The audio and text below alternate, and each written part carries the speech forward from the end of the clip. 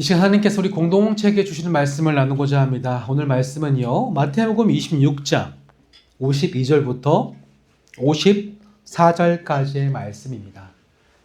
52절과 53절은 저와 여러분이 한 절씩 번갈아가며 읽고 마지막 54절은 같이 읽겠습니다. 이에 예수께서 이르시되 내 칼을 도로 칼집에 꽂으라.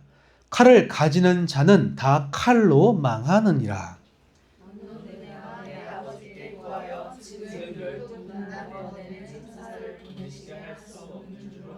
함께 봅니다. 내가 만일 그렇게 하면 이런 일이 있으리라 한 성경이 어떻게 이루어지겠느냐 하시더라. 아멘.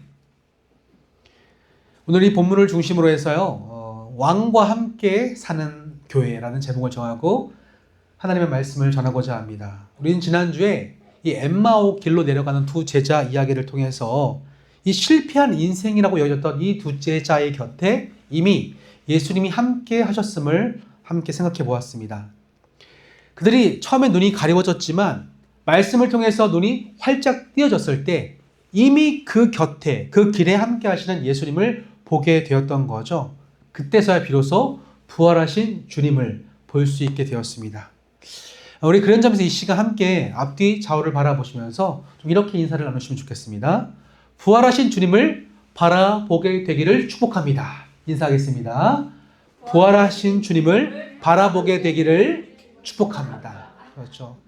예수님은요, 죽은 자의 하나님이 아니라 산 자의 하나님이죠. 살아계신 하나님이십니다. 우리가 그 하나님을, 부활하신 하나님을 바라볼 수 있는 눈이 열리면 이 땅의 죽음을 결코 두려워하지 않게 될 줄로 믿습니다. 지난주에 세계에 돌아가는 모습을 보니까 또 한 차례의 전쟁이 있었습니다. 바로 미국이 예전에 이제 베네수엘라를 공격했던 게 엊그제 같은데 벌써 이번에 이란을 향한 두 번째 공습을 해서 이번 공격으로 이란 최고의 지도자였던 하메네이가 사망하게 되었습니다. 사진을 볼까요? 이 하메네이가 누구입니까? 1989년도부터 이 이란을 통치했던 최고 지도자이자 절대 권력이 자리에 있던 국군 통수권자였죠. 지금 이란이 반미주의로 흘러가고 이슬람 극단적인 통치가 이루어졌던 것은 이 하메네이 때문이었습니다. 그런데 그런 이 사람을 미국이 타격해서 제거했다고 하는 것은요, 가뜩이나 이 불안했던 중동의 정세에 기름을 붓는 격입니다. 아마 이 일로 말미암아 미국의 눈치를 보면서 그와 친밀한 관계를 맺고 있던 친미국적인 중동의 여러 나라들이 등을 돌릴 위험성이 있습니다. 실제로 이란은요, 이걸 보복한답시고 이 미국의 본토는 공습할 수 없으니까 미국 기지가 있는 여러 아랍에미레이트나 카타르, 도하 같은 이런 지역에 폭격을 지금 공습을 하고 있는 걸 보게 됩니다. 아마 이대로 가다가는 이 전쟁이 점점 커져서 이 먼 곳에 살고 있는 캐나다에 이르기까지 이 심각한 전쟁에 휘말리게 될 수 있다고 하는 거죠. 그 예가 바로 이겁니다. 다음 사진 보시면 호르무즈 해협을 지난주에 이란이 봉쇄했습니다. 그 말은 이곳을 지나는 전 세계의 30% 되는 유조선들이 더 이상 원유를 싣고 빠져나올 수 없다는 뜻이죠. 그 말은 지금 그 기름을 통하여 차량을 굴리고 있는 우리의 모든 가스비가 올라가고 난방비, 우리의 주거비가 훨씬 더 생활 물가가 오르게 된다는 그런 의미입니다. 저는요, 음모론자는 아니지만 전 세계가 평화와 화합하는데 가는 쪽에 반해서 이런 불안과 전쟁을 조장하는 세력들이 있다는 것을 어느 정도는 인지하고 있습니다. 전 세계 역사를 보면요, 이런 굵직굵직한 전쟁을 통해서 자신의 배를 불리는 집단들이 반드시 존재했기 때문인데요. 그들은 남들보다 앞서 움직이고 남들 위에 서서 남들이 알지 못하는 정보를 사용해서 마치 다 알고 있었다는 듯이 없는 다른 사람이 가지고 있는 재화나 물질을 탈취한 일들이 굉장히 많았다고 하는 거죠. 지금도 마찬가지 아닙니까? 전 세계의 흐름이 지금 변하고 있습니다. 금융시장, 주택시장, 부동산 시장이 변하면서 이 권력의 축이 서서히 움직이는 것을 우리는 체감할 수 없겠지만 전문가들은 예측하고 있다고 하는 거죠. 이 모든 것은요, 힘으로 세상을 지배하고픈 인간의 본능, 욕망 때문입니다. 더 큰 힘을 통해서 약자들을 위에 군림하고 힘을 모아서 사람들에게 맞서겠다고 하는 인간의 뿌리 깊은 본능, 욕망 때문이라고 하는 거죠. 자, 그렇다면 힘을 가지고 지배하려고 하는 이 본능은 그들만의 이야기일까요? 그렇지 않습니다. 전 지난주에 요즘에 유명한 영화죠. 왕과 사는 남자를 보게 되었습니다. 아마 오늘 제목을 보신 분들은 목사님이 이 영화를 봤구나 라고 아마 눈치를 채셨을 겁니다. 왕과 함께 하는 교회니까요. 제가 사실 보기에는 이래봬도 역사에 되게 관심이 많습니다. 안 믿으신 눈치지만 관심이 많아요. 제가 역사에 처음 관심을 갖게 된 것은 초등학교 5학년 때였는데요. 그때 제가 이제 아버님께 좀 책을 사달라고 졸랐습니다. 볼 책이 없는 거예요. 그래서 아버님께서 헌책방에 가셔가지고 12권짜리로 된 한국의 역사책을 사다 주셨어요. 그러니까 제가 집에 책이 없으니까 그 책을요, 보고 또 보고 12권짜리를 계속 읽었는데 제가 최소한 100번 넘게 읽은 것 같아요. 그래서 한국 역사가 제 머릿속에 꽉 뿌리박히게 되었습니다. 근데 이걸 읽다가 유달리 제 기억 속에 훅 들어온 한 에피소드가 있었는데 바로 이 왕과 사는 남자의 내용이었던 단종의 이야기죠. 이 노산군, 이 이홍위라는 왕은요, 되게 죽는 장면이 충격적이죠. 자, 영화에 보면요, 그 당시 그 마을의 촌장이었던 엄흥도가 그 왕을 사랑해서 그를 조력사한 것으로 우리는 그려지고 있지만 실제 기록에 의하면요, 다양한 썰이 있는데 첫 번째는 그가 세조가 내린 사약을 먹고 죽었다는 썰도 있고요. 두 번째 썰은 엄흥도가 아니라 사약을 거부하는 단종을 교살했던 한 남자가 있었는데 그것은 엄흥도 영화처럼 그 왕을 사랑해서가 아니라 세조의 명을 받들어서 공을 세우고자 자기 욕망 때문에 단종을 교살했다는 그런 썰도 있습니다. 또 충격적인 썰은 이건데요.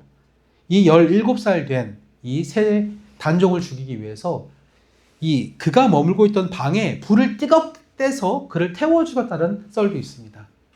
어떤 게 사실인지 우리는 알 수는 없지만 중요한 건 채 20살도 안 된 이 청년, 사춘기 소년이 아무리 그가 왕이라고 할지라도 끔찍한 권력이 희생양이 되어서 처참하게 생을 마무리하는 이 장면은 정말 너무나도 우리가 볼 때에 안타깝고 끔찍한 스토리라고 하는 거죠.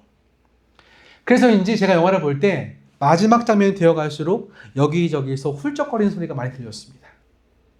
저희 딸도 울고 있더라고요.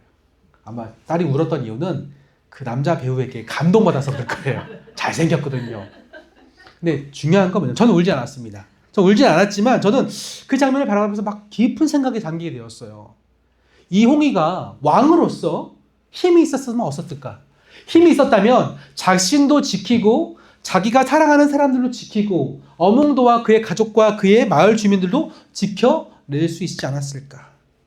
우리는 기본적으로 이 본능적으로 힘이 있어야 나와 내 지체, 공동체를 지킬 수 있다고 하는 본능이 우리 가운데 있다는 모습인 거죠. 이런 생각들은요, 우리 생각에서 흔하게 일어나지 않습니까? 내가 좀 더 힘이 있었다면, 내가 좀 부모로서 좀 돈이 더 있었다면, 내가 좀 더 사회적인 지위가 높았다면, 내가 키우는 우리 아이들이 좀 더 좋은 환경에서 좋은 것을 먹이고 입히고 키울 수 있지 않았을까? 이 모든 생각도요, 부모로서 본능적인 작용이지만 그 기저에는 뭐냐면 힘을 더 갖고 싶다고 하는 나의 욕망과 나의 본능이 이 모든 생각들을 자라게 만든다는 거죠. 여러분, 그 부부 사이는 안 그럴까요? 제가 일대를 받고 있는데요. 저를 이끌어주신 이끌이 분께서 얼마 전에 이런 말씀 하시더라고요. 세상에서 가장 배타적인 관계가 있는데 이 배타적인 관계의 최고봉은 바로 부부다라는 거예요. 여러분, 이 배타적이란 말의 뜻이 뭡니까? 다른 어떤 존재가 침입할 수 없다, 관여할 수 없다, 이 뜻이 바로 배타적이라는 뜻이에요. 상상해 보세요. 부부관계 속에서 부모님 관여하면 되겠습니까? 이 남녀 부부 사이에 다른 남자 여자가 관여하면 되겠습니까? 안 되죠. 그만큼 이 부부관계는 가장 세상에서 배타적인 관계예요. 아무리 누가 끼어들면 끼어들 수 없는 관계. 그런데 이 두 부부관계 속에서 그리스도가 중심이 되지 않을 때 필연적으로 나타나는 현상은 바로 힘의 논리로 부부관계가 작동하더라는 거죠. 왜 아닌 척 하세요? 저만 이상한 사람 되잖아요. 여러분, 모두가 경험하지 않습니까? 사소한 대화, 말투, 작은 결정에서부터 부부가 그리스도 안에 존재하지 않으면요, 서로가 존중하지 않으면요, 그때부터 힘으로 밀어붙이게 되는 거죠. 너는 얼마큼 했냐? 너는 얼마큼 헌신했냐? 쳐다보지 마세요. 다 자기 얘기예요. 그죠? 이른바 자존심 싸움이라는 것 때문에 어느 순간부터 내 입술에서 미안해, 고마워가 아니라 힘으로 저 사람을 어떻게든 내가 꺼보겠다는 마음이 막 올라오는 거죠. 야, 부부관계도 그런데 우리 세상에 이 모든 관계가 어떠하겠습니까? 이렇기 때문에 우리 부부가요, 힘의 논리에 한번 사로잡히게 되면 그때부터 다툼이 일어나면요, 자기 살 길을 찾아 떠나는 거죠. 정서적인 독립뿐만 아니라 물질적인, 경제적인, 이 실제적인 독립을 찾아서 막 머리를 쓰기 시작하는 것이 이 부부관계에서부터 우리는 철저하게 힘의 논리가 작동하고 있다. 그렇게 살아가려고 하는 본성이 우리 가운데 있다는 반증인 것입니다. 자, 그렇다면 이 교회 공동체는 어떨까요? 자유할까요? 아니죠. 최근 한국에서 이 신천지 또 통일교 방지법이란 이름으로 민법이 개정되는 움직임들이 있습니다. 이 민법은요, 헌법 20조 종교와 정치 분리의 원칙을 가지고 더 이상 종교 집단들이 세속적인 정치에 지속적이고 반복적이고 조직적인 참여를 하지 못하도록 만드는 그런 것을 막는 법안이에요. 이것은 여러분 잘 아시다시피 최근에 이제 국정농단과 더불어서 이단 사이비들이 자꾸만 세상을 어지럽히는 이런 문제들을 미연에 차단하기 위한 법인데요. 문제는 이런 법이 발의가 되니까 종교단체들이 거세게 항의하고 시작했다는 거죠. 여러분, 근데 진짜 그 법이 문제일까요? 사실 그렇지 않습니다. 그 문제 근본으로 올라가 보면요, 그동안 교회를 비롯한 많은 종교계들이 실제로 기독교 편에 서서 그 기독교의 힘의 논리를 옹호하는 방식으로 그들을 지원하고 그들의 자리를 보존하려는 이런 움직임들이 있었기 때문이죠.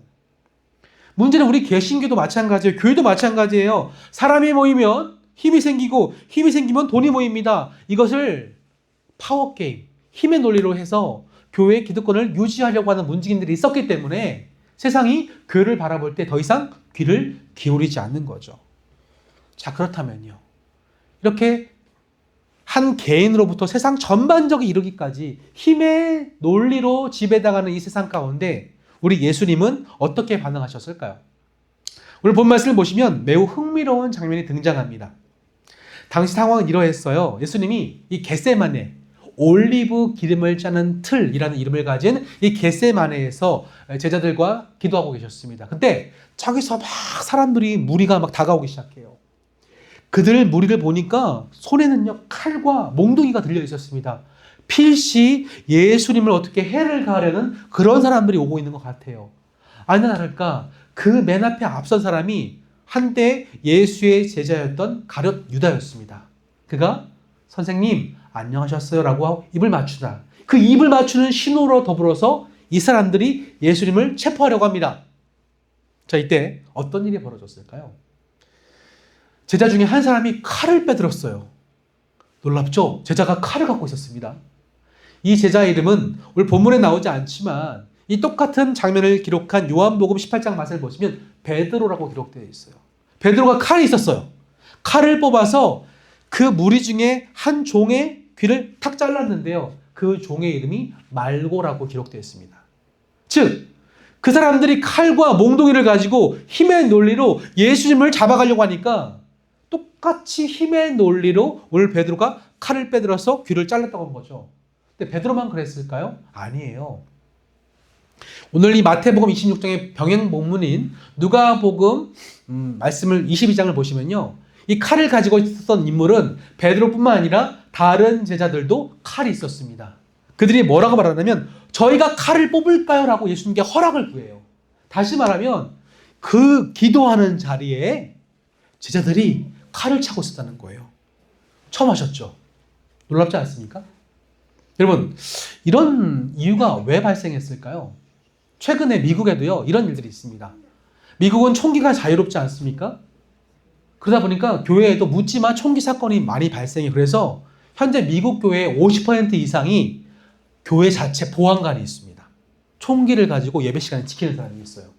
실제적으로 2019년도에 텍사스의 웨스트 프리웨이 교회도 그랬고요.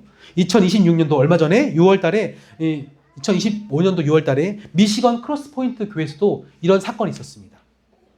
무장 괴한들이 교회에 와서 대량 학살을 벌이려고 하니까 보안관들이 그 범인들을 사살한 거죠. 그래서 이런 끔찍한 사고를 막았다고 하는 거죠. 마찬가지로 당시의 제자들도요, 예수님을 지키고 싶었을 거예요. 힘으로써 자신들을 굴복시키려고 하는 저 무리들에게서 힘으로 맞서려고 했던 겁니다. 어떻게 보면 정당 방위로 볼 수밖에 없죠. 그런데 너무나 당연한 이런 모습을 보면서 우리 예수님은요, 너무 의외의 반응을 보이신다는 거죠. 우리 다 함께 앞에를 바라보시면서 본문 26장 52절 같이 읽어보겠습니다. 시작. 이에 예수께서 이르시되 내 칼을 도로 칼집에 꽂으라. 칼을 가지는 자는 다 칼로 망하느니라. 아멘. 보세요. 예수님은 하나님이시죠? 아멘입니까? 하나님이시라는 말은 하나님으로서 예수님도 역사의 주인 되시고 시간 위에 계신다는 말이에요. 그 말은 예수님도 이 세상을 지배하는 법칙인 힘의 법칙으로 이 세상이 돌아간다는 것을 알고 계셨다고 하는 거죠. 그런데 그런 힘의 방식으로는 이 세상이 다스려져서는 안 된다는 것도 알고 계셨어요. 여러분, 그 유발 하라리라는 학자를 아십니까? 유발 하라리. 사피엔스라는 책으로 유명한 사람인데요. 눌러주실까요? 이 유발 하라리가 사피엔스라는 책에서 이렇게 말했어요. 인간이 힘의 논리인 칼을 가지고 무력을 가지고 세상을 지배하는 것은 동일하다. 그런데 이 무력을 통해서 사람들을 굴복시킬 수 있지만 수백만 명의 집단은 협력하게 만들지 못한다고 하는 거죠. 그때 인간이 어떤 방식으로 진화를 했냐면 인간은요, 허구를 믿는 능력이 있다는 거예요. 그래서 이 인간이 사용하는 방법이 고안한 게 바로 종교, 민족주의, 인권 같은 이야기, 허무맹랑한 실제로 없는 이야기를 만들어내서 칼로 굴복시킨 이후에 이 제국을 통치했다라고 이야기를 합니다. 꽤나 통찰력이 있죠? 그러다 이보다 한 세대 전 철학자인 미셸 푸코는 이렇게 말했죠. 유발 하라리는 종교라든지 민족주의, 인권으로서 세상을 지배했다면 이 미셸 푸코는 칼 이후의 인간은 사회 시스템, 감시, 그리고 규제, 규율과 같은 시스템을 가지고 이 세상을 통치하려고 했다고 지적합니다. 근데 이 두 학자 모두 동의하는 것은 인간이 칼로 시작하면 반드시 그 칼로 망했다라고 하는 거죠.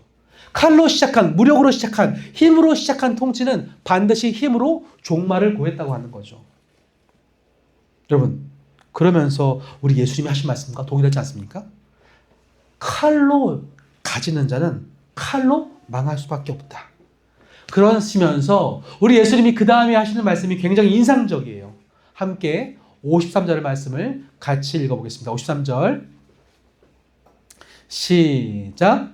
너는 내가 내 아버지께 구하여 지금 12군단 더 되는 천사를 보내시게 할 수 없는 줄로 아느냐. 보세요. 이 군단이라는 단어를 쓰고 있습니다. 이 군단이라는 단어는 헬라어 레기온이라는 단어인데 이 레기온은요, 당시 힘의 절정에 있었던 이 로마의 제국을 거느리는 레기온, 군단을 가리키는 그 단어예요. 이 로마 군단은요, 6,000명으로 구성되어 있는데 그 중에 보병과 기병 6,000명으로 군단으로 7군단까지 있었습니다.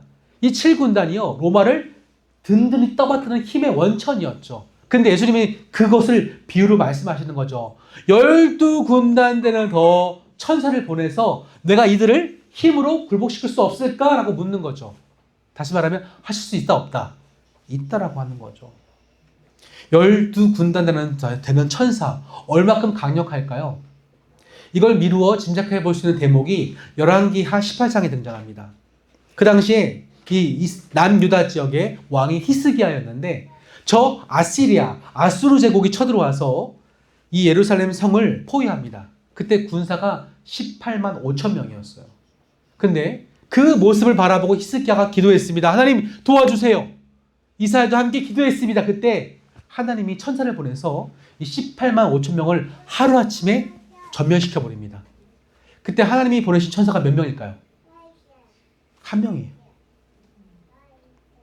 한 명의 천사도 한 군대, 한 나라의 주력 부대를 어떻게 만들죠? 멸절시킬 수 있습니다. 그런데 12군단 되는 레기온, 이 천사가 왔을 때 어떤 일이 벌어질까요? 이 말은 비유입니다. 하나님이 가지신 힘이 이 세상의 것과 비교할 수 없는 막강한 힘이 있다라고 말씀하시는 거예요. 하나님의 힘이 그 무엇보다 압도적이라는 거예요. 그런 가공할 만한 힘을 우리 하나님이 갖고 계시고 예수님이 지금도 명령만 하면 그 천사들이 내려와서 세상을 뒤엎을 수 있다고 말하는 거죠. 그런데 예수님이 그렇게 하실 수 없고 그렇게 하시지 않는다고 하는 거죠. 그 이유가 뭘까요? 그 이유가 바로 54절에 다음과 같이 등장합니다. 다 함께 54절 말씀 같이 한번 읽어볼까요? 시작! 내가 만일 그렇게 하면 이런 일이 있으리라 한 성경이 어떻게 이루어지겠느냐 하시더라. 다시 말하면 예수님 말씀하신 이런 일이라고 하는 것은요, 이미 구약부터 쭉 예언되어졌던 예수님, 즉 메시아의 고난의 사건이에요. 구약의 성경을 보면요, 이 메시아가 고난받는 종으로서 핍박당하고 고난당하고 희생당해야 한다는 말씀들이 쭉 예언되어 있습니다. 다시 말하면 메시아로 힘과 권력으로 이 세상을 통치하는 것이 아니라 오히려 구약에 예언된 대로 메시아로 왔지만 그 권력의 힘의 정점에 있지만 그 메시아가 이 세상에 와서 자기를 비우시고 희생하시고 자기를 부인하시고 고난 받으셔야 이 땅이 메시아가 다스리는 세상이 될 수 있다는 그 일을 어떻게 이루겠느냐. 즉 힘의 논리로는 하나님 나라라는 통치 방식이 이 땅 가운데 시작될 수 없다고 말씀하시는 거죠. 결국 오늘 예수님은 이 본 말씀을 통해서 우리에게 알려주십니다. 세상을 다스리는 진정한 하나님 나라의 방식은 힘이 아니라 무력이 아니라 권력이 아니라 바로 희생과 자기 낮아짐과 자기를 비워내는 자기 부인과 이 모든 것을 떠받들고 있는 사랑만이 이 세상을 다스리는 방식이라고 알려주고 계시는 거죠. 바로 이것 때문에 우리가 예수를 믿을 때 굉장한 불편함이 있습니다. 여러분, 예수님이 가르쳐주신 길을 따라갈 때 여러분들 불편하지 않으세요? 이런 방식으로 진짜 하나님의 나라가 세워질 수 있을까요? 혹시 아직 안 불편하다고 느끼신다면요, 제가 예를 좀 들어볼게요. 이 마태복음 5장 말씀 보시면요, 그렇게 세워지는 그 하나님의 나라가 어떤 나라인지를 실제적인 예를 들어서 우리에게 설명하시는 장면이 나오거든요. 제가 한 절씩 우리 번갈아 가면서 교독하시면 좋겠는데 세 번역 성경입니다. 좀 쉽게 번역한 성경을 가지고 함께 번갈아 가면서 읽겠습니다. 마태복음 5장 38절 시작. 제가 먼저 눈은 눈으로 이는 이로 갚아라 하고 말한 것은 너희가 들었다. 그러나 나는 너희에게 말한다. 악한 사람에게 맞서지 마라. 누가 내 오른쪽을 치거든 왼쪽 뺨마저 돌려내어라. 너를 걸어 고소하여 내 속옷을 가지려는 사람에게는 겉옷까지도 내주어라. 누가 너로 억지로 오리를 가져고 하거든 실을 가지지 마라. 같이 읽습니다. 내게 구하는 자에게 주며 내게 꾸고자 하는 자에게 거절하지 말라. 자, 이 내용들이 예수님께서 말씀하신 일상생활 가운데서 우리가 하나님의 나라를 이루어지는 방식이에요. 여기 쉬운 거 있습니까? 저는 어느 것 하나도 내게 있어서 쉬운 게 없더라고요. 또 이 다음에 읽진 않았지만 이 다음에 예수님이 제시하신 통치의 방식은 이거예요. 원수를 사랑하고 너희를 누가 괴롭히고 핍박하고 고통스럽게 만들거든 그를 위해서 기도하라고 제시하고 있습니다. 이게 오늘 제자들에게 말씀하시는 예수님이 가르쳐주신 하나님 나라의 방식이에요. 때문에 우리가 이 길을 따라가려고 하는 삶을 살아갈 때 불편한 게 당연한 거예요. 안 불편하십니까? 그 문제가 있는 겁니다. 따라가시려고 하면요, 불편함이 오고요, 부담감이 오고요, 나 못할 것 같은데 라고요, 부담이 느끼셔야 돼요. 여러분, 우리가 곰곰이 생각해 보면요, 그리스도인이 되어서 예수를 믿는다고 하는 것은 이런 정신으로, 이런 삶으로 살아가는 걸 뜻합니다. 근데 이 사실을 마주하고도 내가 불편함을 느끼는 이유는, 버겁게 느껴지는 이유는 바로 이거예요. 솔직히 말해서 내가 아직 십자가 앞에 그리스도를 만나지 못했기 때문입니다. 다시 말하면 예수님이 그 십자가의 위에서 무엇을 행하셨는지, 무엇을 위해서 죽으셨는지를 내가 아직 모르기 때문에 이 사실이 내게 부담스럽게 느껴지는 거죠. 예수님은요, 십자가를 지신 이유는 딱 한 가지입니다. 우리를 사랑하셨기 때문이에요. 본래 우리가 죄인 되었을 때에 하나님과의 관계에서 심판받아 죽을 수밖에 없는 영원한 버린 죽음, 영원한 죽음을 맞이할 수밖에 없는 존재들은 우리를 사랑하셨기 때문에 포기하실 수 없으셔서 대신 그 자리에서 희생하셨고, 하나님이시지만 자기를 종의 형체로 비워서 인간됨의 몸을 입으시고 죽으셨고, 아무런 관계없는 나를 위해서 희생하신 거죠. 십자가는 그것이 농축되어진, 그것이 집중되어진, 그것이 오롯이 담겨진 자리입니다. 그래서 우리가 예수를 믿는다고 할 때에 그 십자가 앞에서 예수를 발견하게 되면요, 예수님이 우리에게 요구하신 이 통치 방식으로 살아가는 것이 가능해집니다. 그런 점에서 우리가 그리스도 앞에 섰을 때에 하나님 나라의 통치인 자기 부인과 희생과 그것을 가능케 하는 그 사랑이 내 마음에 와닿게 되어집니다. 그때 비로소 우리는 칼, 무력, 힘으로 살아가는 나의 본능을 뛰어넘어 예수님처럼 칼을 내려놓게 하실 줄로 믿는 거죠. 자, 그렇다면 사랑하는 성도 여러분, 오늘 주신 이 말씀을 통해서 지금을 살아가는 저와 여러분에게 하나님이 원하시는 삶은 과연 무엇일까요? 영화 속에서 이 노산군 단종이었던 이홍위는 처음에 어몽도와는 별로 관계가 좋지 않았습니다. 처음에 어몽도가요, 왜 이 왕을 되게 싫어했는 줄 아세요? 처음에 이 어몽도는 이 유배지로 오는 이 양반을 맞이할 준비를 하면서 기대가 있었습니다. 연마을 가보니까 연마을은 양반을 잘 모셔서 유배를 받았다가 그 양반이 복권했을 때 자기 마을을 챙겨주고 신세진 마을에 은혜를 갚는 모습을 보면서 어몽도도 꿈꿨죠. 나도 한번 잘 살아보고 싶다. 유배지에 오는 이 양반을 잘 섬겨서 우리도 그 양반에게 은혜를 입히고 나도 뭔가 보상을 받고 싶다는 기대가 있었습니다. 근데 하필 자기 마을에 받아들인 유배자가 누구였죠? 실권한 왕 아니었습니까? 이 때문에 어몽도는 처음에 되게 이 단종 이홍위를 싫어했어요. 개털이네 이렇게 얘기하더라고요. 큰일 났다. 근데 서서히 이 이홍위 왕의 왕담을 보고 반하게 됩니다. 누구보다 자기를 사랑하고 백성으로서 자기 마을 사람들을 챙겨주는 이 왕의 모습을 보면서 그 왕의 성품에 점점 이 촌장이었던 어몽도가 감동받아요. 나중에 어떻게 했을까요? 세조가 엄명을 내리죠. 단종이 죽고 나서 그 시신을 수습하면 삼족을 멸하리라 그랬습니다. 근데 그 서슬퍼런 명령에도 불구하고 어몽도는요, 실제로 역사에서 보면요, 자기 세 아들과 함께 그 몰래 단종의 시신을 수습해서 몰래 무덤을 만들고 장례를 치릅니다. 그리고 나서 처벌을 받을까 두려운 나머지 자신의 온 일족을 모아서 그 땅에서 사라져버립니다. 일설에 의하면 저 밑에 울산에서 몰래 살았다는 이야기가 있는데, 아무튼 그 정도로 왕의 성품에 감동한 어몽도의 삶을 변화시킨 건 밥과 빵이 아니었죠. 물질이 아니었죠. 힘이 아니었죠. 그의 왕을 존경하는 마음, 그의 왕의 사랑을 경험했기 때문에 이 신하였던 촌장이었던 어몽도의 삶이 변하게 된 것처럼 우리도 우리의 힘으로는요, 예수님이 우리에게 알려주신 이 삶의 방식을 따라갈 수 없어요. 부담스러워요. 지금 나가서 원수에게 뺨을 맞고도 다른 뺨을 돌려대라? 우리 어떻게 합니까? 못합니다. 그러나 우리가 우리의 왕이신 예수님 앞에, 그 십자가 앞에 그 사랑이 무엇인지, 그 왕의 성품과 그 왕의 사랑을 경험하면 경험할수록 자연스럽게 그 왕을 사랑하게 되어지고 존경하게 되어지고 따라가고 싶고 배워가고 싶고 그 뒤를 따라가고 싶은 마음이 우리 안에 생기는 것이겠죠. 사랑하는 성도 여러분, 지난 한 주간에 여러분의 삶을 좀 묵상해 보십시다. 잠깐요. 큰 소리가 나고 목소리가 높아지고 막 힘의 싸움 앞에서, 그것이 부부이든 여러분의 일터이든 이해관계가 얽힌 누군가의 이야기든, 우리는 자꾸만 본능적으로 그가 나에게 힘을 가할 때 나도 그에게 힘을 가는 방식으로 문제를 해결하려고 했습니다. 그때 예수님이 여러분과 함께 하신다면 그 장면을 바라보시고 우리에게 뭐라고 말씀하셨을까요?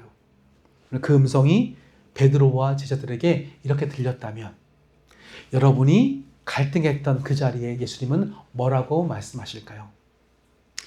이번 일주일을 살아가면서 여러분 그 음성을 좀 함께 찾아가 보는 시간 됐으면 좋겠습니다. 사순절이요, 단순히 부활하신 예수님 그 부활절을 기다리면서 고난받는 예수님께만 집중하면요, 그 어떻게 보면요, 사순절의 겉핥기식의 절기가 되고 말 거예요. 우리가 소망하는 것은 그 부활하신 예수 그리스도를 기대하는 소망이 있을 때에 오늘의 고난과 오늘의 자기 부인과 오늘의 자기 희생이 의미가 있는 겁니다. 우리의 왕은요, 그때 단종처럼 힘이 없이 무덤에 갇혀서 죽어버린 왕이 아닙니다. 저와 여러분이 왕으로 함께하는 이 예수 그리스도는 지금도 살아계시고 무덤을 이기시고 사망 권세 이기시고 저 부활하신 예수님이신 줄로 믿습니다. 그 살아계신 왕을 따라서 우리 모두가 내 삶의 갈등과 무력과 힘이 충돌하는 자리에서 예수님의 음성에 귀를 기울이며 하나님 나라의 통치 방식대로 순종의 삶을 살아갈 수 있는 저와 여러분 되어주시기를 주님의 이름으로 간절히 축원합니다. 아멘. 우리 이 시간 말씀을 기억하시면서 잠시 기도하는 시간 좀 갖도록 하겠습니다. 세 가지 정도 기도 제목을 갖고 와봤는데요. 첫 번째 기도 제목은 칼을 내려놓게 하소서라는 기도예요. 나의 힘을 쓰고자 하는, 힘으로 이기고자 하는 나의 힘의 본성을 회개할 수 있도록 함께 기도하셨으면 좋겠습니다. 지금도 가정에서 여러분의 수많은 관계 속에서, 부부관계 속에서 힘으로 이기려고 하고 자존심을 지키려고 하고 정복하려고 하고 통제하려고 했던 나의 모습들이 있는데, 그런 나의 모습들을 잠잠히 하나님께 꺼내놓고 회개하며 나아갑시다. 두 번째 기도 제목은요, 우리가 사랑의 통치를 배울 수 있게 해달라고 함께 기도하셨으면 좋겠어요. 세상을 통치하는 건 사랑밖에 없습니다. 그 예수님은 사랑의 성품으로 세상을 다스리셨죠. 그분은 12군단 천사를 부르실 수 있었지만 그걸 선택하지 않으시고 기꺼이 죽음의 길로 가십니다. 낮아짐의 길로 가십니다. 우리가 함께 그 길을 따라 낮아질 수 있도록 해달라고, 그분의 성품을 닮아갈 수 있게 해달라고 함께 기도하시면 좋겠고요. 마지막 세 번째 기도 제목은 내가 이 세상을 살아가는 동안에 홀로가 아니라 그 왕과 함께 사는 저와 여러분, 교회가 되게 해달라고 기도합시다.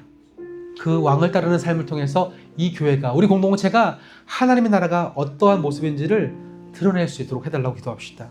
세상의 힘과 논리, 지금도 돈과 힘과 영향력을 발휘하면서 세상에 으뜸이 되고자 하는 그런 교회 말고 정말 낮아지는 교회, 힘의 논리가 아니라 사랑의 방식으로 세상을 섬기는 교회, 우리 지어져가는 교회가 되게 해달라고, 이 세 가지를 놓고 하나님이 주시는 마음 따라서 함께 소리내서 통성으로 기도하시겠습니다.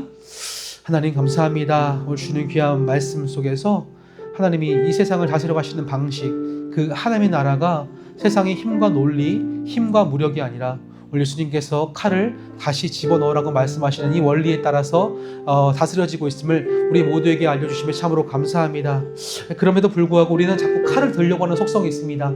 한 대 치면 두 대 때리고 싶고, 내게 얼마나 손해를 보게 만들면 그 손해보다 더 큰 보상, 또 더 큰 손해를 끼치고 싶은 것이 바로 우리의 본능, 우리의 욕망입니다. 그 누가 이 마음에 자유롭겠습니까? 꼭 이 일들을 행해서가 아니라 내 마음속에 이 죄의 모습이 꿈틀대는 것 그 자체가 내가 얼마나 하나님과 멀어진 존재고 하나님을 닮지 못하는, 하나님과 멀어지고 깨어진 관계에 있는지를 우리에게 보여주지 않습니까? 죄가 무엇입니까? 어떤 일을 행해서 죄가 아니라 이미 하나님과 깨어진 관계 때문에 하나님의 성품에서 멀어진 것이 바로 죄 아니겠습니까? 그런 점에서 오늘 나는 끊임없이 나를 향하여 칼을 들려고 하는, 힘으로 나를 굴복시키고 겁박하고 위협하는 세상을 향해서 또 다시 칼을 들려고 하는 나의 본능이 살아 숨쉬고 있습니다. 주여, 그런 나를 용서하시고 다시 한번 나의 힘의 본성으로 세상을 살아가려고 나의 마음을 주 앞에 겸손히 내려놓사오니 주여 용서하여 주시옵소서. 동시에 내가 하나님의 예수 그리스도의 삶을 통하여 내게 알려주셨던 그 사랑의 통치를 배워갔으면 좋겠습니다. 정말 어려운 일들이죠. 어떻게 나에게 손해를 끼치는데 그를 용서하고 뺨을 치는데 다른 쪽 뺨을 돌려내며 오리를 가져가는데 심리를 걸어갈 수가 있겠습니까? 내게 달라고 하는데 구워주는 것이 아니라 걷어줄 수가 있겠습니까? 아무리 생각해봐도 내 힘으로는 할 수 없는 것들입니다. 그럼에도 불구하고 하나님, 주님께서도 힘의 논리로 천사들을 보내서 이 땅을 굴복시키시는 것이 아니라 끝까지 죽으시는 그 과정을 통해서 성경에서 예언되었던 고난받는 종으로서의 하나님 예수 그리스도가 메시아 되심을 선포하시고 실현시키셨습니다. 그런 점에서 나도 그 예수님의 제자로서 이 땅을 살아가는 동안 하나님 나라의 통치의 방식대로 예수님의 성품을 닮아가기를 소원하오니 주여 나를 붙드시고 나의 열감과 부족함과 나의 주저함을 주님께서 붙잡아 주시옵소서. 그래서 주님께서 원하시는 삶으로 나를 이끄실 때에 겸손히 순종할 수 있도록 인도하여 주시옵소서. 그런 자들이 모인 교회가 이 지어져 가는 교회가 되어지길 소망합니다. 지금도 하나님 정말 많은 교회들이 힘을 기르고 모여진 힘을 가지고 이 세상을 이롭게 하는데 쓰지 못하고 자기 이름을 내며 교회 이름을 내며 세상에 자신의 위치를 지키려고 하는 힘의 논리에 굴복해서 기득권 편에 서서 약자들을 돌보지 못한 일들이 얼마나 많습니까? 우리가 지금 약자라고 하여서 그런 일들이 벌어지지 않을 장담할 수 있습니까? 얼마든지 그런 세상의 논리에 함몰되어서 힘이 생긴다면 잘못된 방향으로 흘러갈 수 있기에 겸손히 지금부터 기도하며 그런 자리 그런 길로 나아가지 않겠다고 주님께 나와 기도하며 준비하며 겸손한 자리에 서겠다고 다짐해 봅니다. 저 나의 힘으로는 나의 능력으로는 그런 일들을 감당할 수 없사오나 오늘 주님께서 말씀하시는 이 말씀 마태복음 5장 2장 16장 52절부터 24절 말씀을 통해 칼을 칼집에 꺾고 아버지 정말 겸손히 하나님의 일을 위해서 주의 희생하신 길 낮아지는 길 손해보는 길 하나님 섬기는 길 사랑 길로 나아가려고 할 때에 우리 공동체가 이 세상에 귀 기울이고 세상에 외치는 소리에 귀를 기울이지 아니하며 묵묵히 주님 가시는 길을 누가 뭐라 그래도 이 길을 걸어갈 수 있도록 함께하여 주시옵소서. 그럴 때 하나님 우리 왕과 함께 사는 교회가 될 줄로 믿습니다. 왕과 함께하는 예수 그리스도의 왕 나와 함께하는 나의 삶과 교회의 삶이 될 줄로 믿습니다. 주님 그렇게 하나님 나라를 나타내고 하나님 나라를 증명하며 이 땅에 세우신 교회 역할을 잘 감당할 수 있는 이 교회로서 살아갈 수 있도록 도와주시옵소서. 잠시 침묵하며 묵상으로 30초간 기도합니다.